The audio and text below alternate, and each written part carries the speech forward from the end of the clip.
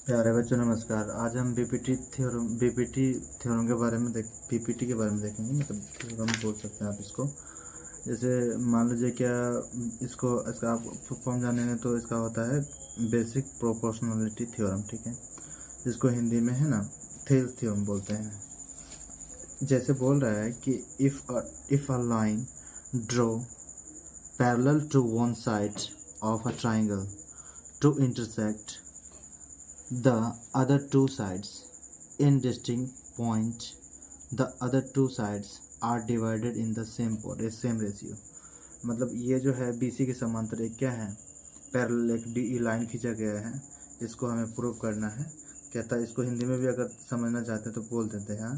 कहता है यदि किसी त्रिभुज में है ना, यदि किसी त्रिभुज में एक भुजा के समांतर एक रेखा खींची जाए जो अन्य दो भुजाओं को अलग अलग क्या कहता है, अलग अलग दो बिंदु को अलग अलग क्या करता है, अदर टू साइड्स, ठीक है ना, अदर टू साइड्स अलग अलग बिंदुओं पर प्रतिच्छेद करती है, तो वो उन दो भुजाओं को समान अनुपात में विभाजित करती है, ठीक है ना।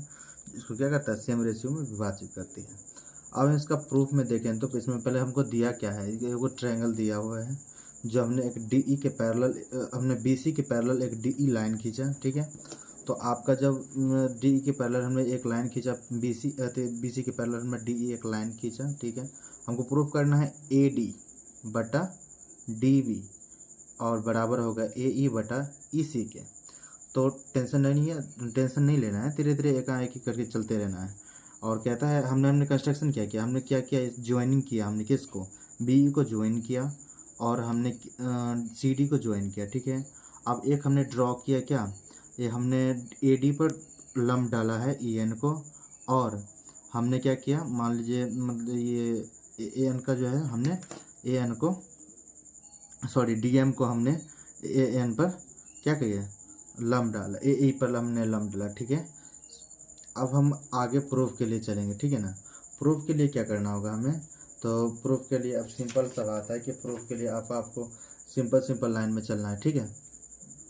जैसे मान लो कि अगर आप यहाँ जैसे जो दिया हुआ था, ठीक है, हमने कंस्ट्रक्शन भी आपको बता ही दिया, ठीक है। अब कंस्ट्रक्शन जब बता ही दिया तो अब आपको आगे क्या करना है, आगे आपको चलना है क्या, एरिया निकालना होगा किसका, तो ट्राइंगल का। किस ट्राइंगल का, तो ए डी ई का, ठीक है। तो एरिया ऑफ ट्राइंगल निकालना, क्या निकालना है, एरिया ऑफ ट्राइंगल। यहाँ आपको लिखना होगा प्रूफ में एरिया ऑफ ट्राइंगल ए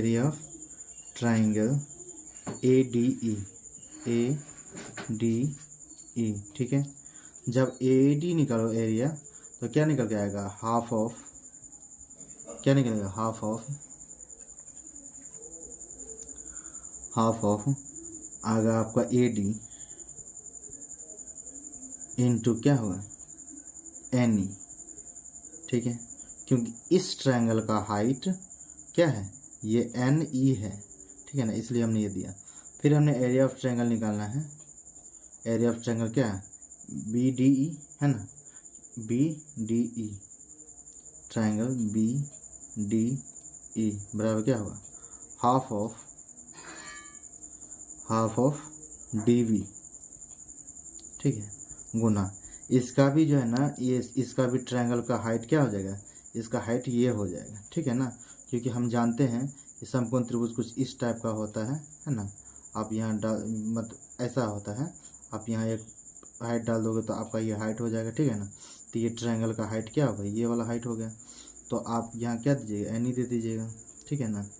अब अगर दोनों को डिवाइड करते हैं तो आपको क्या निकल के आएगा, तो आप दोनों को डिवाइड करिए, area of triangle A D E है ना बराबर क्या, हाफ ऑफ ए डी गुना एन ई, ठीक है। इसको बटा में करना है, ठीक है। Area of triangle B D E, ठीक है, बराबर क्या है हमारा हाफ ऑफ, ठीक है। वैसे तो आप एक ही बराबर में काम चला सकते हैं, वैसे कोई दिक्कत नहीं है, दे दिए तो टेंशन लेने की ज़रूरत नहीं है, ठीक है ना। एन ई ये कट के आएगा, ये कट के, ये कट के, ये कट के, तो आपको आएगा क्या, आपको आएगा AD बटा DB। क्या आएगा, AD बटा DB आएगा। ठीक है, आप इसको इक्वेशन 1 मान सकते हो। ठीक है ना। उसी तरह से फिर आपको एरिया ऑफ ट्रायंगल निकालना है, मतलब सीक्वेंस बाय सीक्वेंस निकालना है आपको एरिया ऑफ ट्रायंगल। अब अगर एरिया ऑफ ट्रायंगल आप निकालते हो तो क्या निकालोगे आप, जैसे मान लो कि आप निकालते हो फिर इसका AD का, तो फिर निकालो एरिया ऑफ ट्रायंगल ADE। ठीक है, क्या होगा, हाफ ऑफ, अब क्या होगा, ये हमारा ऊंचाई DM हो जाएगा, तो होगा बेस हमारा क्या हो जाएगा, बेस होगा हमारा AE होगा हमारा बेस, क्योंकि लंब हम किस पर लंब है, AE पर, और ऊंचाई क्या हो जाएगा DM। फिर एरिया ऑफ ट्रायंगल निकालना है आपको, क्या CDE या CED निकालना है ना, तो ट्रायंगल CED। ठीक है, तो हाफ ऑफ लिखिएगा, हाफ ऑफ आपका बेस क्या हो जाएगा, फिर आपका बेस हो जाएगा CE। क्या हो जाएगा आपका, CE हो जाएगा आपका बेस, क्योंकि देखिए इसी पर लंब है ना, ये वाला देखिए, ये वाला जो लंब है, ये वाला जो लंब है, ये वाला DM किस पे है, CE पर है ना लंब। ठीक है ना, आपने यहाँ क्या देना, CE देना गुना DM देना, क्या देना है, DM। अब दोनों को डिवाइड करते हो, एरिया ऑफ ट्रायंगल ADE बटा area of triangle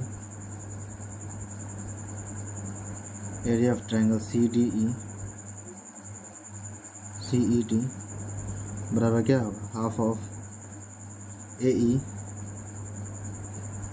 Guna DM बटा half of CE Guna DM। ठीक है ना, तो DM ख़त्म, हाफ ख़त्म, आगे क्या आएगा हमारा, आएगा हमारा AE बटा CE। ठीक है ना, तो इसको आप इक्वेशन 2 मान सकते हो। अब हमने इक्वेशन फर्स्ट हमने क्या निकाला, ये आया था, और सेकेंड हमने क्या निकाला, दिस इज निकाले। अब ये दिस और दिस से हमको प्रूफ करना क्या है, ये बात प्रूफ करनी है।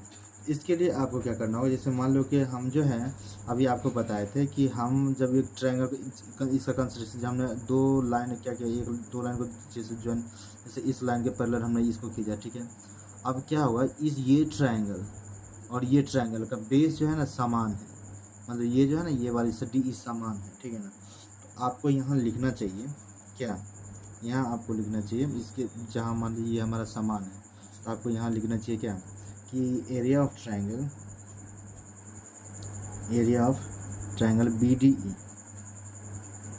किसके बराबर होगा, एरिया ऑफ ट्रायंगल CED के, किसके, BDE जो है ना, BDE ये क्या होगा, CED के बराबर होगा। ठीक है ना, तो आप यहाँ इसको इक्वेशन क्या 3 मान सकते हो। ठीक है, 3 मान लो, और फिर आपको एक चीज़ लिख देना सिंपल सा, क्या कि चूँकि एक ही आधार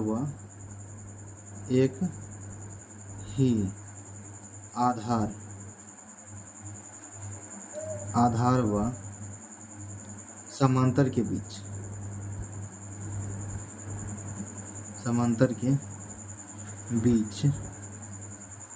बनी त्रिभुजें। ठीक है, तो यहाँ करो ना, इक्वेशन 1, 2 एंड है ना एंड 3 वी गेट। ठीक है, आपको क्या दे देगा फिर, ये दे देगा आपका वही वाला होगा AD, ये वाला आपका A, और ये क्या, ये आपको क्या होगा, बराबर होगा।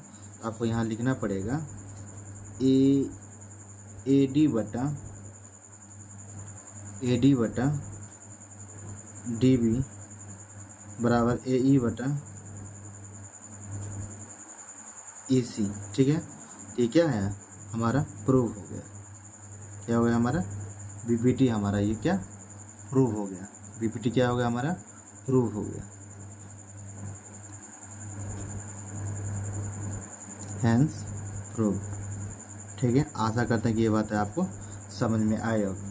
Thanks again.